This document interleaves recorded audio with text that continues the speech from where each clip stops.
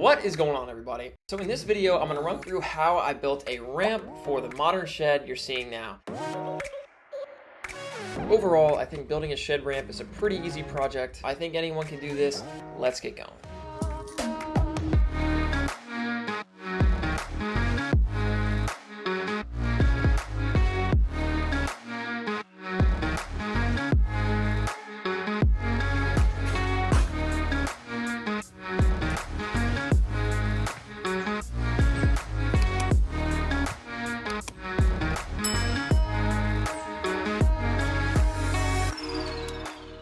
The first step in building a shed ramp is to determine the width of your ramp. My rough end opening for the door is 6 foot, so I'm going to build my ramp at 6 foot width so that it matches that rough opening. Speaking of which, if you want to learn how I built this shed or you want the actual course material, you can check out my previous videos or the link in the description. So after determining your shed ramp width, you're going to cut the ledger board and the bottom support brace as shown to your desired shed ramp width, 6 feet in my case. All shed ramp lumber should be pressure treated since it'll be in contact with the ground. And here I am showing how we have both pieces cut and positioned in place. Okay, so at this point you want to start thinking about how far away from the shed you want your ramp to go. So based on my slope, it's very minor. So what I decided was to come out to about 28 inches. And when you actually decide on your final length, what you want to do is think about the width of the decking board that you're going to be installing in place. And for my ramp, I'm using some leftover composite decking that I had from my deck, and this is 5.5 inch width.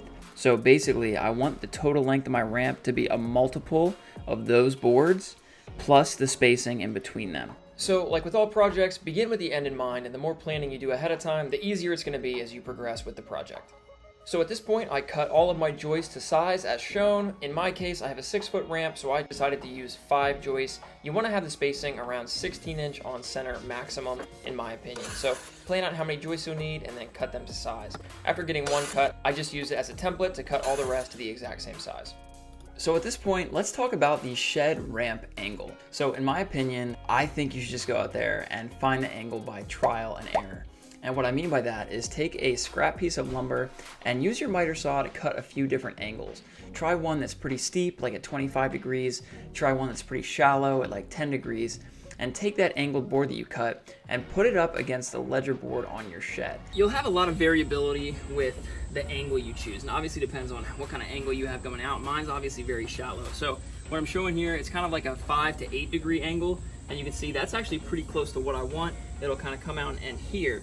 Obviously, if you've got further to go down, you can cut a steeper angle. This is a 25 degree angle, and as you can see, that would need to be like that to be flush. So you have a lot of, I guess, adjustability. You can obviously excavate down to make it work, so this isn't really an exact science, but get an idea of how far out you want it to stick, get an idea of the angle, and then you can do a couple dry fits. So mine's definitely gonna be closer to these 8 degrees there. And here I am showing how a couple test angles fit against the ledger board. And as you can see, that's a steeper 25 degree angle, but on the other side, I cut an 8 degree angle, and that seems to be perfect for the slope of the ramp that I need. Okay, so I'm gonna go ahead and adjust my chop saw to 8 degrees because 8 is what I found to be the best for mine.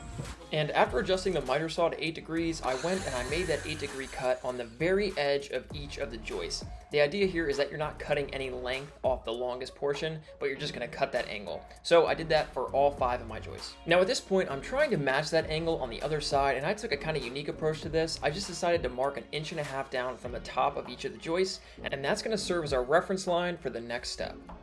Okay, so we have our mark right here. Now, because we have 8 degrees, we have an 8 degree angle cut on this side, I want to try and match that here. So the way to do this is I'm gonna take my carpenter square and I'm gonna put the pivot point, which is here, right on that line. And now, this right here, as you can see, is at 70 degrees. And then I'm just gonna rotate it 8 degrees. So this is 70, we'll rotate it at 75, 76, 77, 78, and that's gonna put me at 78 degrees, which is an 8 degree angle, which will match what we have on the other end. And the carpenter square wasn't quite long enough, so I grabbed a framing square to make that mark all the way across. I then repeated this process for all 5 of the joists. After marking the 8-degree cut line, I used some bar clamps to secure the joist to the table, and then used a circular saw to cut all 5 of the joists along that cut line. When cutting these shed ramp joists, it might be a good idea to use bar clamps like I did. It just helps to hold them in place while you make the cuts with your circular saw. So at this point, the joists are cut, and we can now begin assembling all of the shed ramp components. So I attached the outermost joist to the ledger board first, and I used 3-inch exterior rated screws, 2 screws per connection to go through the back of the ledger board and into the outermost joist. You might find that pre-sinking the screws is helpful because you're going to want to make sure that the top of the joist is perfectly flush with the top of the ledger board. After attaching the 2 outermost floor joists to the ledger board, I put some shims underneath the ledger board so that I could rotate the ramp assembly to match the angle for the bottom support brace. Once I got it matched and flush, I used 2 screws per connection. Again, these are 3-inch exterior rated screws, making sure that it's perfectly flush with the outside of that bottom support brace.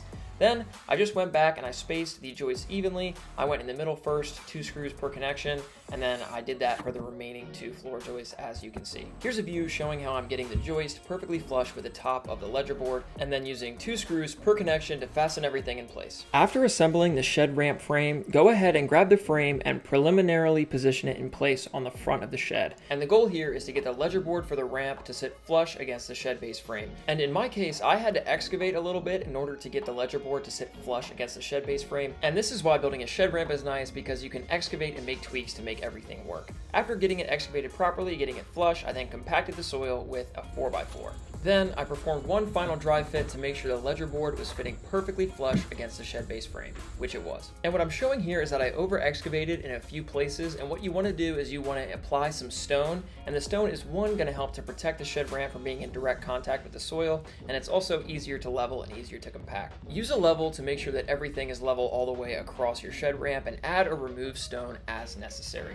Also check the back ledger board to make sure that's perfectly level as well. Now, when attaching the ledger board to your shed base frame, you want to attach it so that whatever decking board you're using is perfectly flush with the shed subfloor. So here, I'm making sure it's flush, and I'm going to install my ledger board so that it accommodates the total thickness of that board. So at this point, I used a bunch of 3-inch exterior rated screws to secure the ledger board to the shed base frame, ensuring it's level as I went.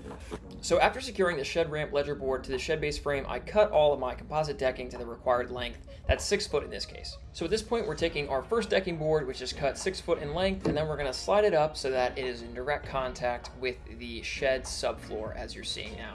As you can see, there's minor lip between the two, and once we tie it down, it'll be even better. So after getting the decking board positioned properly, I used 2 screws per connection to each joist, and I made sure the spacing was uniform between the shed subfloor and the decking board. It's about a 1/16 of an inch gap.